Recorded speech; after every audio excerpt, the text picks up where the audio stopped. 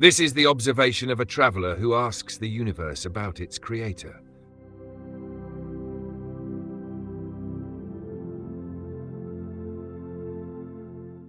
The guest who studies the universe first encountered the cosmos, and he described its testimony to the creator.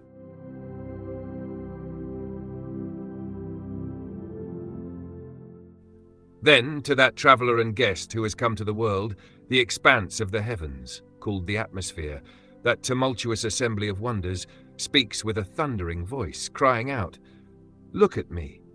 What you seek with curiosity, and the one who has sent you here, you may know and find through me."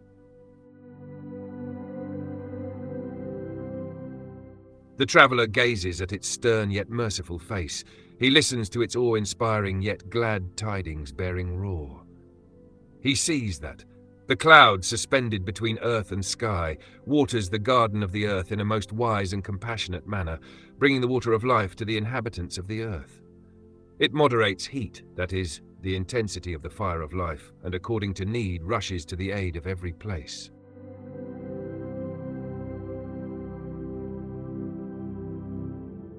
Along with such duties, it performs many other tasks. And like a well-disciplined army that appears and disappears swiftly at its commander's orders, the vast cloud that fills the heavens suddenly withdraws, all its parts taking rest, leaving no trace. Then, the instant it receives the command, "Take your post for rain," within an hour, perhaps even within minutes, it gathers, fills the sky, and stands as though awaiting the order of a commander.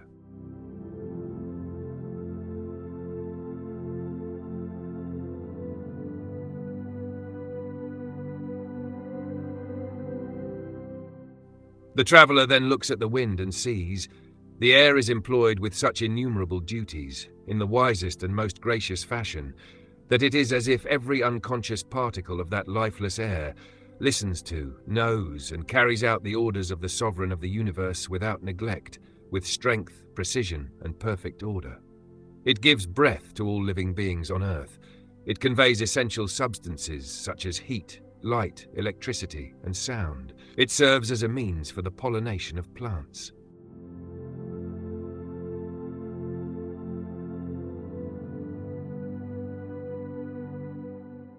In these vast universal tasks and services, it is clearly employed by an unseen hand in a most wise, knowledgeable, and life-sustaining manner. Then he looks at the rain and sees, in those delicate, clear, sweet drops, sent from an unseen treasury of mercy out of nothing, there are so many merciful gifts and tasks that it is as if mercy itself has embodied and is flowing from the divine treasury in the form of droplets. Thus rain has been given the name mercy.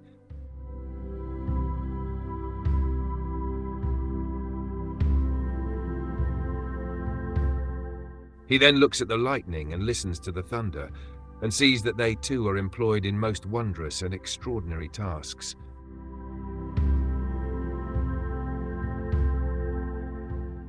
Then, withdrawing his eyes, he turns to his mind and says to himself, "This lifeless, unconscious cloud, like scattered cotton, surely does not know us, nor does it pity us and rush to our aid by itself. It does not appear or vanish without command. On the contrary, he acts under the command of an all-powerful and all-merciful commander, because they disappear without a trace and suddenly reappear and start doing business. And with the decree and power of a most active, exalted, majestic, and splendid sovereign, it fills and empties the realm of the sky time after time, continually writing with wisdom upon the tablet of effacement and affirmation, turning it into the form of resurrection and the last day."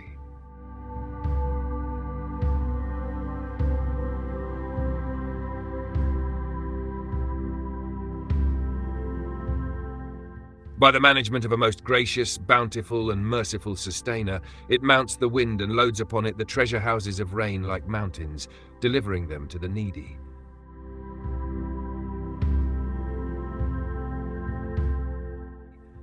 As if pitying them, it weeps, and with its tears makes them laugh with flowers. It cools the burning heat of the sun, sprinkles water upon gardens like a sponge, and washes and cleanses the face of the earth.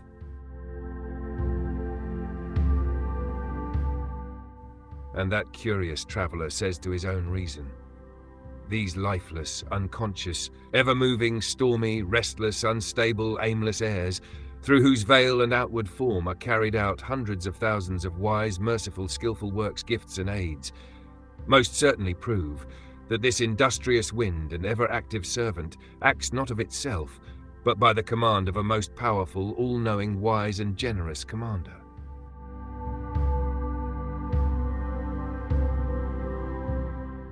It is as if each particle knows every task, understands and listens to every order of that commander, like a soldier,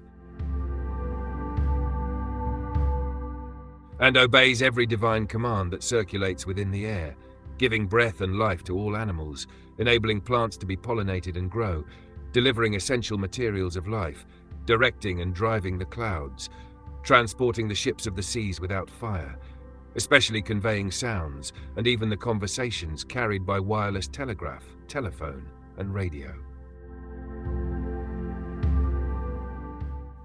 Beyond such vast and general services, I see that the particles of air, composed of only two simple elements, hydrogen and oxygen, and each resembling the other, are set to work by a hand of wisdom with perfect order in countless divine arts spread across the earth.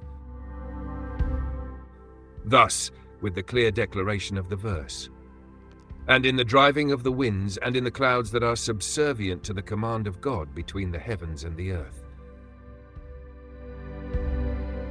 That travelling man says and judges, the one who creates the air in such a manner, who employs the directing of the winds in countless divine services, and who harnesses the clouds in countless merciful tasks, is none other than the necessarily existent, the all-powerful over everything, the all-knowing of everything, a Lord of majesty and generosity.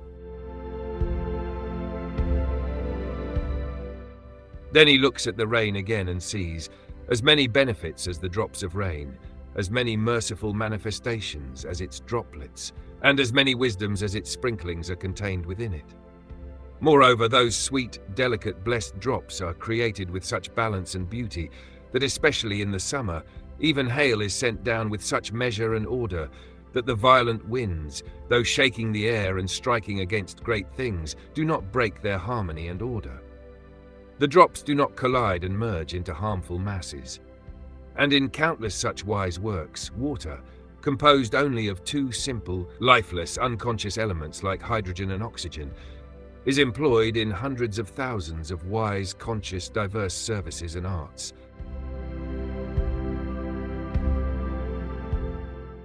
Thus, this rain, which is the very embodiment of mercy, is produced only in the unseen treasury of mercy of a most merciful and compassionate one.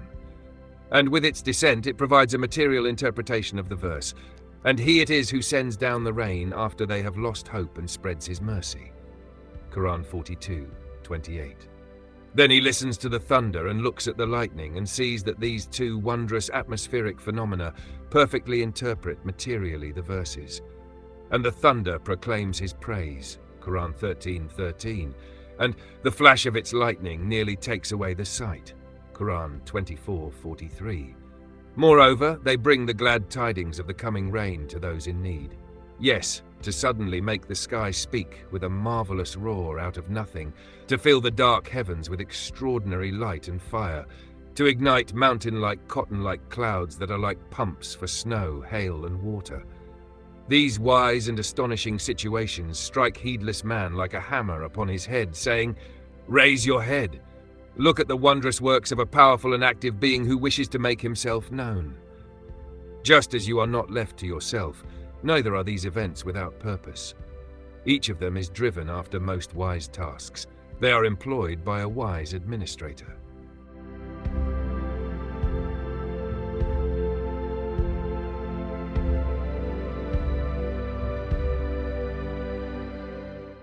Thus, this curious traveller hears the lofty and manifest testimony of a reality composed of the subjugation of the clouds, the disposition of the winds, the sending down of the rain, and the directing of atmospheric events, and he declares, "I believe in Allah."